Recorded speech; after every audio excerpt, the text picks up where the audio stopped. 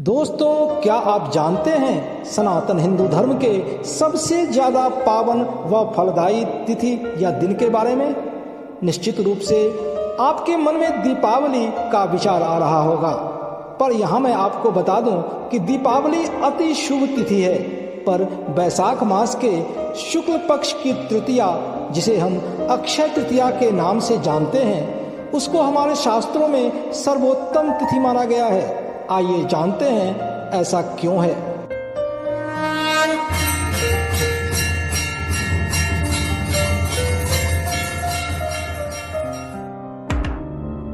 दोस्तों नमस्कार, मैं प्रदीप झा, मेरे इस चैनल में आपका स्वागत है।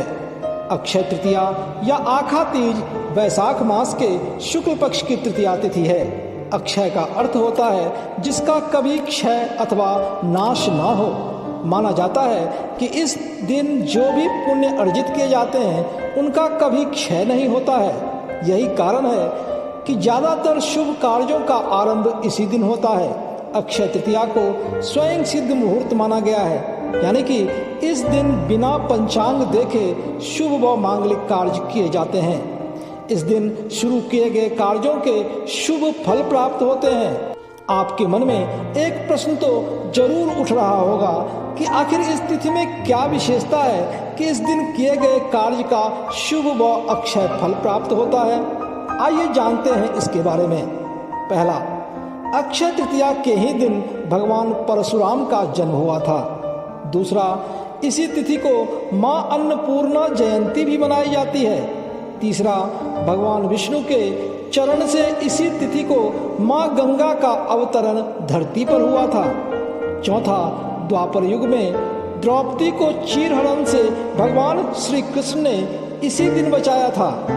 पांचवा, अक्षय तृतीया को ही कुबेर को खजाना मिला था। छठा, सत्ययुग और त्रेता युग का आरंभ भी इसी तिथि से माना जाता है। सातवां, कहते हैं श्री कृष्ण और सुदामा का मिलन भी अक्षय तृतीया के दिन ही हुआ था।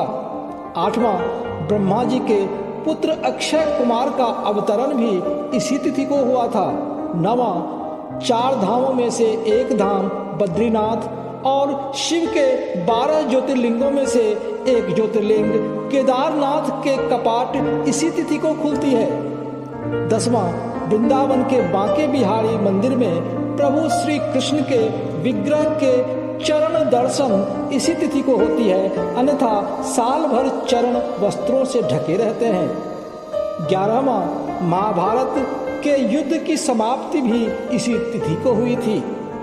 अक्षय तृतीया के दिन विवाह, गृह प्रवेश, वस्त्र आभूषणों की खरीदारी जैसे शुभ कार्य किए जाते हैं। इस तिथि को गौ, भूमि, तिल, स्वर्ण, घी, वस्त्र, धान्य, गुड़, चांदी, नमक, शहद और कन्यादान करने का विशेष महत्व है। इस तिथि को किए गए पुण्य कार्य का अक्षय भंडार सदा ही भरा रहता है, जो व्यक्ति को इस लोक और परलोक दोनों जगह काम आते हैं। इस दिन सच्चे मन से अपने अपराधों की क्षमा मांगने पर भगवान क्षमा करते हैं और अपनी कृपा से निहाल करते हैं।